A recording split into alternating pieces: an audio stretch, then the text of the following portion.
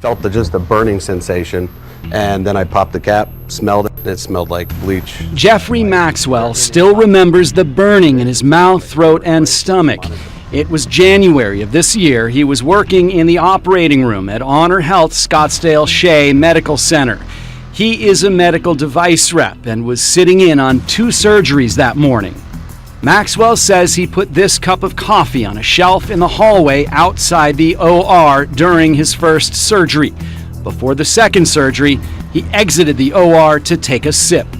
Somebody put something in your drink. Absolutely. You were sure at that point? At that point, absolutely. He says he had to finish the second surgery. Then he went to the emergency room and the hospital called police. Once Scottsdale PD showed up, I was made aware that there was footage of an individual putting stuff in my drink. This is a screenshot of that video showing a man in scrubs appearing to put something in Maxwell's cup of coffee. Scottsdale police did not release the video to us, but the police report describes it, stating the suspect appears frustrated and angry when he sees the coffee on the shelf. Later, he retrieves a white bottle, takes the bottle over to the coffee, and appears to look around. The suspect, Nelson Ramos, is an anesthesia tech. We sent a manager to go find him, and about 3 minutes later, the manager came up and said he took off and ran. He took off. Emptied out his locker and ran. According to the police report, Ramos later admitted to putting Betasept into the coffee, saying it was a prank. Betasept is a surgical hand scrub that may cause irritation or even chemical burns. I would say I had the most 2 weeks of uncomfortable stomach pains. You couldn't eat. Took a toll on me. You burned the inside of your system. And my colon. Yes, sir. All right, we're rolling. We went to Nelson Ramos's home. I'm currently driving back from California right now. Through his Ring doorbell, he told us he was on his way back from a trip and would call us later that night. Thank you. We did not hear back from him. Ramos now faces charges of adding poison or other harmful substance to food, drink, or medicine, assault, and disorderly conduct. Ramos told police he lost his job at HonorHealth, but Jeffrey Maxwell says he spotted him at a different hospital a month later. He was being interviewed for the exact same position At a different hospital. And Maxwell says he has no idea how drinking the Betasept could affect him years down the road. And what's going to happen in 10, 15, 20 years from now? I have no clue. I could have stomach cancer in 10 years. No clue. That's the problem.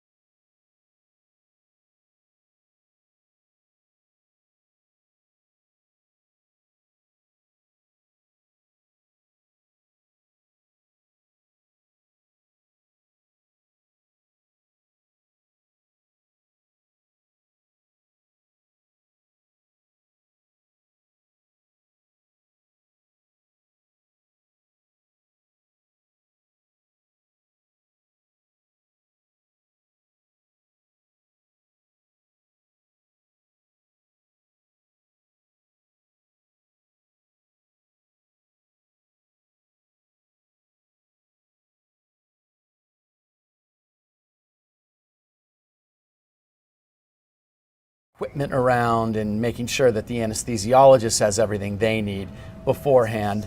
But he has been criminally charged. So in this type of situation, a background check would probably find that, maybe not the charges, but if he's convicted or if he pleads out. But there isn't really a huge mechanism to do background checks like that unless somebody has a criminal history.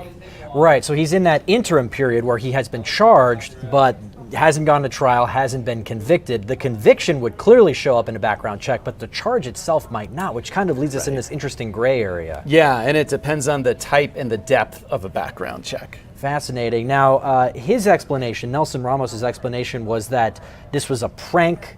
Were they friends in any way, as far as we can tell? Jeffrey Maxwell says they were not. He recognized him from being in the hospital and seeing him there, here and there. Said that they actually had an altercation in one of the hallways a few months before.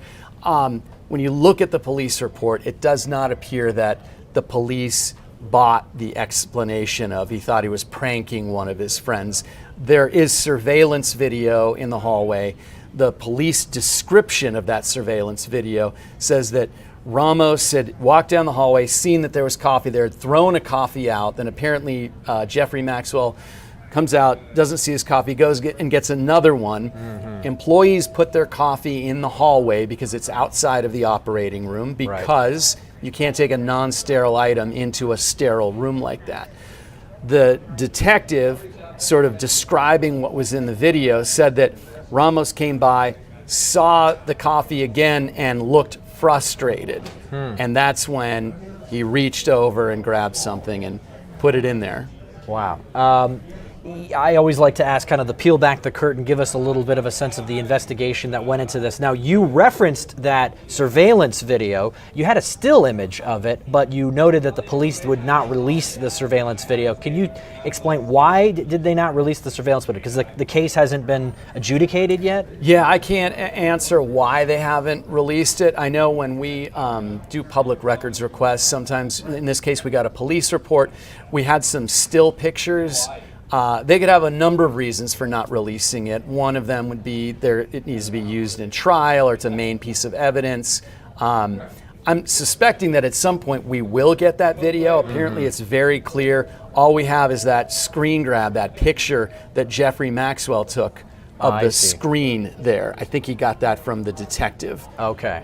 Fascinating. What a weird case, Morgan. How did you hear about this in the first place? I got a tip about this, and so I got a tip right after it happened, and then it just took months to get the police report. Then, to get the police report, I think they had to make the arrest first, and then he was charged. Then we got the police report, and we got the pictures. So it's just a number of things had to fall into place before we had the information that we knew, okay, this is a real story. We have a police, report here. It's documented. We can go with the story. Right now, our Arizona's Family Investigative Team is looking at a few instances of medical professionals maybe behaving badly. We've been following a dentist in Scottsdale who I think he just surrendered his license. Amy Cutler did a wonderful story about a dental lab that had a lot of questions about it because it was being run by an unlicensed person out of what used to be a meth lab. In those cases, there were kind of larger systemic questions. Is it fair to say that this is more maybe an isolated incident, or are there systemic questions in this case that you think of? Yeah, we don't really have any indication that this case has more than this is a problem going on other places. This just seems like there's an employee who, for one reason or another, was angry at this person or angry there. Now, Jeffrey Maxwell said that he thought that his coffee had tasted weird before, but not quite like this. But we don't know if that's because this guy did something or it was just weird coffee. But he had complained to other people there about his coffee tasting strange. Wow. So it is, system-wide, is this a problem? No, but this is a very curious, bizarre, and odd situation because, like you said at the beginning of this, you expect everybody in an operating room environment in a hospital to be 100% professional. Right. And whether it's a prank or something malicious, wow, in that environment, oh boy. Bizarre story, fascinating. When can people see it on air and online? So it's online now. And the written script is online, has a few more details than the video version, but it will be on TV at 6:30 on CBS 5 and 9 p.m. on 3TV. All right, Morgan Lowe, excellent job as always. Always appreciate chatting with you. I'm Derek Stahl. We hope to see you tonight on Arizona's Family. We'll see you then. Thanks for watching Arizona's Family. Watch us live wherever you are. Our mobile and streaming news app. You can also watch us on Roku, Apple TV, Fire TV, and Android TV. Subscribe on YouTube for live breaking news and